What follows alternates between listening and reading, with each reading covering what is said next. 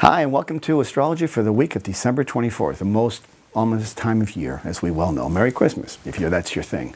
The Sun aligns in a conjunction with Pluto this week and shines a light on what is being repaired. Pluto represents transformation, and although that sounds like a weighty word, it really is appropriate.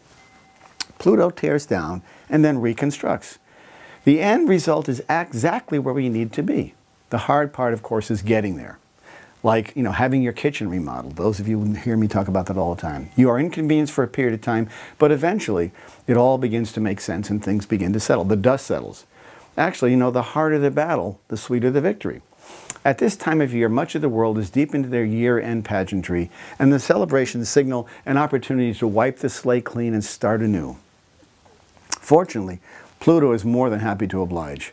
The financial situation in the U.S. is severe, as we know, and one that has a deadline looming over us at the end of the year. In a couple of weeks, in a week, we're going to have the end of the deadline. Can a compromise be made before the bus skids to a halt at the edge of the cliff, right there? While Pluto can be devious and determined, and the full moon will stoke the emotional response even further as it moves through Cancer. So the full moon is moving in, the sun's in Capricorn. It will deliver a bright glowing orb in the winter sky. This may be a time of deep reflection, as the road ahead seems pretty well laid out for the time being. Emotions may run extremely hot, though, as deadlines tick, tick, tick away as the year fades away. You may want to avoid making any significant decisions until the moon fully moves on in a few days, since it will be void, of course, late in the week around the full moon. What sort of resolutions are in store for you? What do you have to say for the year coming up? What will this new year bring? This is one of the best times to get an astrology reading for the year to come.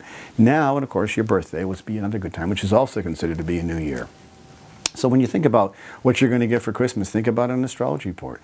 If you know the accuracy of the chart, and we know that the chart is accurate, birth date, birthplace, birth time, and once we know that, then we have a chart of your instruction manual for life.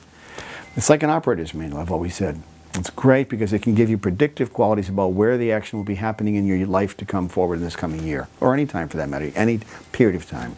I've been working with charts and plans for years. I understand what's going on. My advice is good. I get great feedback from people who've had readings with me, so I know that the astrology is working. I know that they're hitting the right points. I have a weekly radio show called Turning of the Wheel, which is about astrology.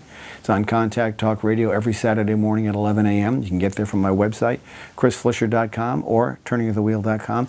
They also go to iTunes afterwards for podcasts. You just search on my name. And if you want a reading, contact me at Chris@ChrisFlisher.com. And for those of you who believe, I hope you have a happy holiday.